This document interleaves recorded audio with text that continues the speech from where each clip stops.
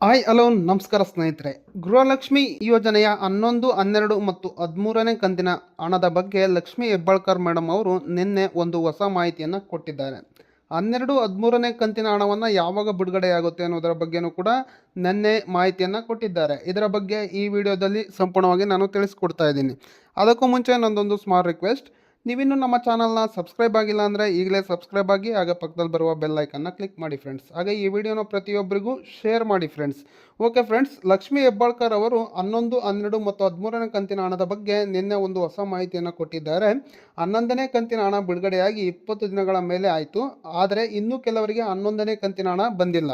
ಇದಕ್ಕೆ ಕಾರಣನೂ ಕೂಡ ಕೊಟ್ಟಿದ್ದಾರೆ. ಹಾಗೆ 12 ಹಾಗೆ 13ನೇ ಕಂತಿನ ಹಣ ಯಾವಾಗ ಬಿಡುಗಡೆಯಾಗುತ್ತೆ ಎನ್ನುವುದರ ಬಗ್ಗೆನೂ ಕೂಡ ಮಾಹಿತಿಯನ್ನು ಕೊಟ್ಟಿದ್ದಾರೆ. ಮೊದಲನೇದಾಗಿ 11ನೇ ಕಂತಿನ ಹಣದ ಬಗ್ಗೆ ಏನು ಮಾಹಿತಿಯನ್ನು ಕೊಟ್ಟಿದ್ದಾರೆ ಅಂತ ನೋಡುವುದಾದರೆ, ಗೃಹಲಕ್ಷ್ಮಿ ಯೋಜನೆಯ 11ನೇ ಕಂತಿನ ಹಣ ಏನಿದೆ, ಈ 11ನೇ ಕಂತಿನ ಹಣ ಜೂನ್ ತಿಂಗಳ ಹಣ ಆಗಸ್ಟ್ ತಿಂಗಳಲ್ಲಿ ಬಿಡುಗಡೆಯಾಗಿತ್ತು. ಈ 11ನೇ ಕಂತಿನ ಹಣ ಇನ್ನೂ ಕೂಡ 80,000 ಜನರಿಗೆ ಬರುವುದು ಬಾಕಿ ಇದೆ. ಸೊ 80,000 ಜನರಿಗೆ ಬಂದಿಲ್ಲ ಏಕೆ ಅಂತ ಕಾರಣನೂ ಕೂಡ ಕೊಟ್ಟಿದ್ದಾರೆ. ಯಾಕಪ್ಪ ಅಂದರೆ ತಾಂತ್ರಿಕ ದೋಷದಿಂದ 80,000 ಜನರಿಗೆ 11ನೇ ಕಂತಿನ ಹಣ ಬಂದಿಲ್ಲ.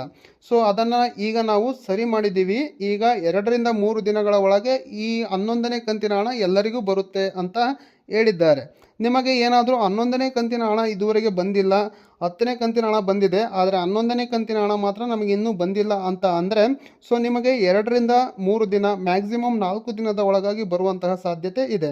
ಸೊ ನೀವು ಅಂದುಕೊಳ್ಳಬಹುದು ಯಾವಾಗಲೂ ಏನೋ ತಾಂತ್ರಿಕ ದೋಷ ಬರುತ್ತೆ, ಯಾವಾಗಲೂ ಏನೋ ತಾಂತ್ರಿಕ ತೊಂದರೆ ಆಗುತ್ತೆ ಅಂತ ಅಂದುಕೊಳ್ಳಬಹುದು. ಆದರೆ ಅದು ಸರ್ಕಾರಕ್ಕೆ ಗೊತ್ತು ಏನು ತಾಂತ್ರಿಕ ತೊಂದರೆ ಆಗುತ್ತೆ ಅಂತ. ಇನ್ನು 2-3 ದಿನ ಯಾರಿಗೆಲ್ಲ 11ನೇ ಕಂತಿನ ಹಣ ಬಂದಿಲ್ಲ ಅವರಿಗೆ ಎಲ್ಲ ಜಮಾ ಮಾಡ್ತೀವಿ ಅಂತ, ಎಲ್ಲ ತಾಂತ್ರಿಕ ದೋಷಗಳನ್ನು ಸರಿಪಡಿಸಿದ್ದೀವಿ, ಇನ್ನು 2-3 ದಿನಗಳಲ್ಲಿ ಹಣ ನಿಮಗೆ ಬರುತ್ತೆ ಅಂತ ಹೇಳಿದ್ದಾರೆ. ಸೊ ನಿಮಗೆ ಹಣ ಬರುತ್ತೋ ಇಲ್ವೋ ಅಂತ ಕಾದು ನೋಡಬೇಕು. ಸೊ ನಿಮಗೆ ಏನಾದರೂ ಇವತ್ತು ಅಥವಾ ನಾಳೆ ಬಂದರೆ ಈ ವಿಡಿಯೋಗೊಂದು ಕಮೆಂಟ್ ಮಾಡಿ ತಿಳಿಸಿ ಮರೆಯದೇನೆ. ಸೊ ಇದಿಷ್ಟು 11ನೇ ಕಂತಿನ ಹಣದ ಬಗ್ಗೆ. ಇನ್ನು 12, 13ನೇ ಕಂತಿನ ಹಣದ ಬಗ್ಗೆ ಯಾವಾಗ ಬಿಡುಗಡೆಯಾಗುತ್ತೆ ಅನ್ನೋದರ ಬಗ್ಗೆನೂ ಮಾಹಿತಿಯನ್ನು ಕೊಟ್ಟಿದ್ದಾರೆ. ಅಂದರೆ ಜುಲೈ ಮತ್ತು ಆಗಸ್ಟ್ ತಿಂಗಳ ಹಣ ಏನು ಹೇಳಿದ್ದಾರೆ ಅಂತ ನೋಡೋದಾದರೆ, 12 ಮತ್ತು 13ನೇ ಕಂತಿನ ಹಣದ ಬಗ್ಗೆ ನಿನ್ನೆ ತಾನೇ ನಾನು ಮುಖ್ಯಮಂತ್ರಿಗಳ ಆದಂತಹ CM ಸಿದ್ದರಾಮಯ್ಯ ಅವರ ಜೊತೆ ಮಾತನಾಡಿದ್ದೇನೆ. 12 ಮತ್ತು 13ನೇ ಕಂತಿನ ಹಣವನ್ನು ಒಟ್ಟಿಗೆ ಜಮಾ ಮಾಡ್ತೀವಿ ಮಹಿಳೆಯರ ಖಾತೆಗೆ, ಇನ್ನು 1 ವಾರದ ಒಳಗೆ ಆ ಒಂದು ಅಮೌಂಟನ್ನು ಕೂಡ ಕ್ಲಿಯರ್ ಮಾಡ್ತೀವಿ ಅಂತ ಹೇಳಿದ್ದಾರೆ. ಬಟ್ ಇಲ್ಲಿ ಕ್ಲಿಯರ್ ಮಾಡ್ತೀವಿ ಅಂತ ಹೇಳಿರೋದು ಎಲ್ಲರ ಖಾತೆಗೆ ಅಂತಲ್ಲ, 1 ವಾರದ ನಂತರ ಬಿಡುಗಡೆಯಾಗುತ್ತೆ. ಅಂದರೆ ಸರ್ಕಾರದ ಕೆಲವೊಂದಿಷ್ಟು ರೂಲ್ಸ್ ಪ್ರಕಾರ ಬಿಡುಗಡೆಯಾಗುತ್ತೆ.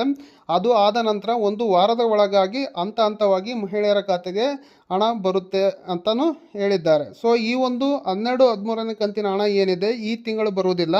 ಸೊ ಮುಂದಿನ ತಿಂಗಳು ಬರುವುದಕ್ಕೆ ಹಣ ಬರುವುದಕ್ಕೆ ಶುರುವಾಗುತ್ತೆ. ಅಂದರೆ ಈ ತಿಂಗಳು ಆಗಸ್ಟ್ ತಿಂಗಳಲ್ಲಿ 11, 12 ಕಂತಿನ ಹಣ ಬಿಡುಗಡೆಯಾಗುವ ಸಾಧ್ಯತೆ ಕಡಿಮೆ ಇದೆ.